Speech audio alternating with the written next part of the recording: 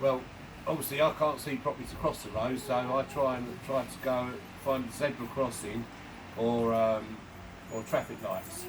So obviously, if I go to a set of traffic lights, I can say to Lucas, find the crossing, and he will find a set of traffic lights for me.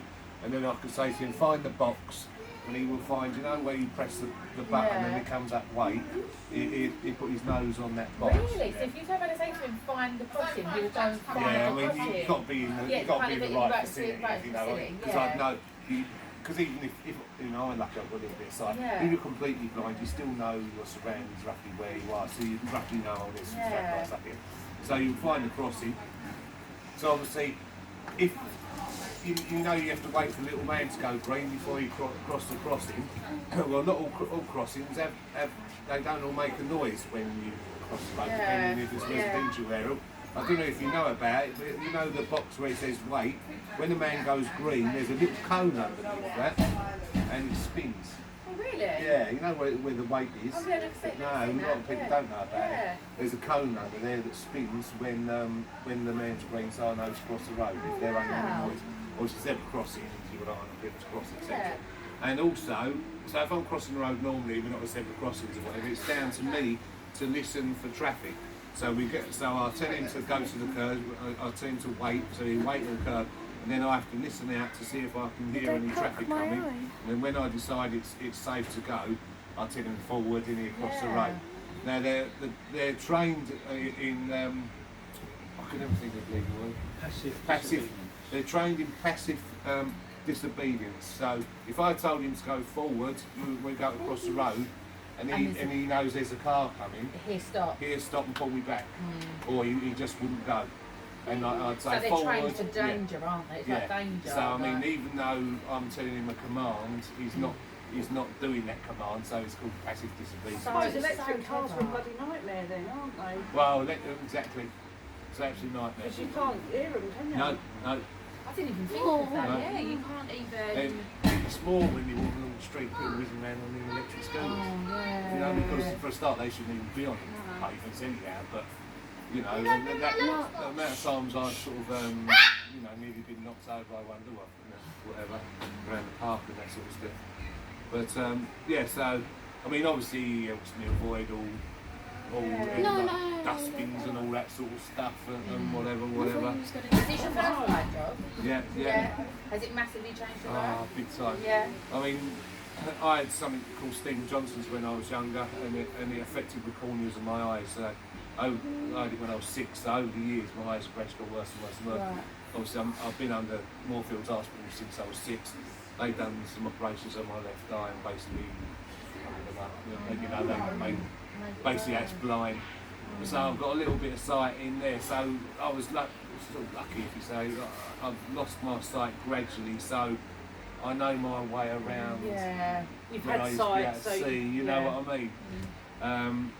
And so it wasn't until 2010 that I was actually registered blind. So I was obviously you're issued with a white stick, you know, someone comes round, when you go out. I hated it. You know what I mean? For a start, you know, a 6'1" bloke walking on the road with a stick, you feel right. Idiot. Probably feel exposed. Yeah, for a start, as I say, always say in my talks, it's a bit of vanity for a start, and so in certain areas you feel a bit vulnerable. Yeah, you know what I mean? You walk along the street at 9, 10 o'clock at night, somebody needs some money for something. You know what I mean? I even feel vulnerable walking. I've got my phone. Yeah. So, you know, and my eyes, when it's pitch black or brilliant sunshine, they're really bad. This sort of light's quite good for me, it's artificial light. And, you know, I really notice it with Lucas when I'm sort of out at night dark sort of thing, because there's lots of things. I used to miss curbs and steps and stuff like that, you know what I mean? And I used to go down a curb and it's further down than I thought, and like you jar your back sort of thing. But obviously because he's guiding you all the time, I can sort of feel how far down it is and that sort of stuff.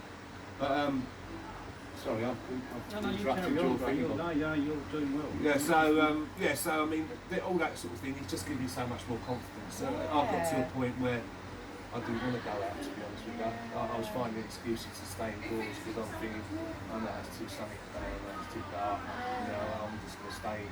You've been kind of a new lease of life. Yeah, and obviously there's quite a long waiting list with guide dog. It's anything between like 1 year and about 5 years. Really? And it wasn't until I didn't think I could have a guide dog because I've got a little bit of sight.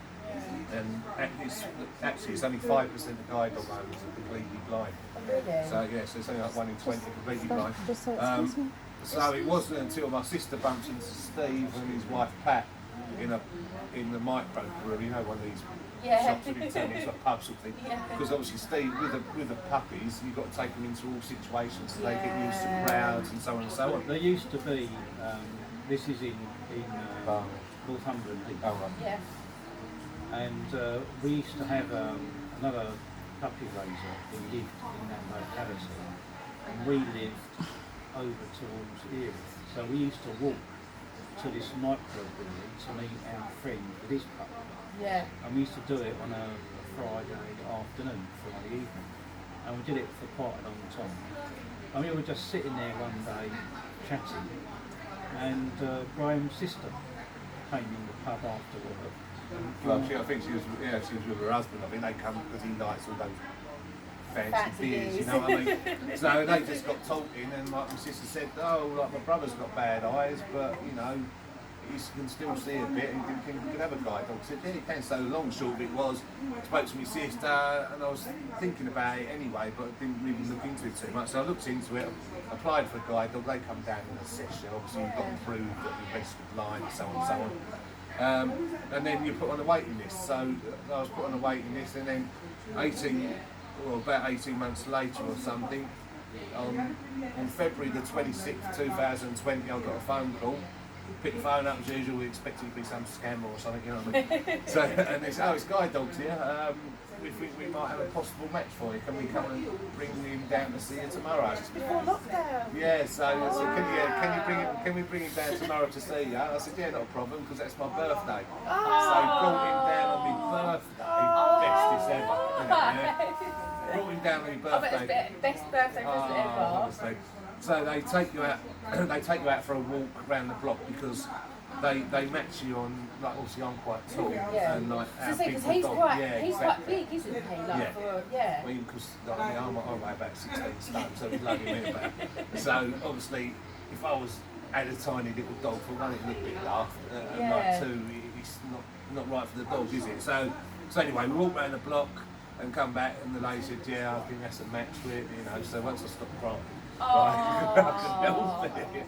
54-year-old bloke crying. I think you it's know, amazing. that's- I think it's absolutely amazing. And so they said, right, so we're going to start your training on the 23rd of March. And what happens is you normally go to a hotel, like Guide Dogs pay for it all. You go to a hotel and you have 2 weeks intense training, so you've got no distractions at home and all that sort of stuff. So yeah, we're going to do that on the 23rd of March. We start our training, all arranged, go to this hotel. Of course, we've been in lockdown, didn't we? Bang on that day. So he went and stayed with a boarder, who was basically somebody just looks after the dogs. And it wasn't until 8 months later that I actually started my How training. frustrating is that? Oh, you know, like you've had that carrot waved in front of your face. And you say, I thought when you said on your birthday, I thought, oh, that's great, they're leaving. yeah, exactly. No, and then You you were say, convinced you were losing it. well, yeah, because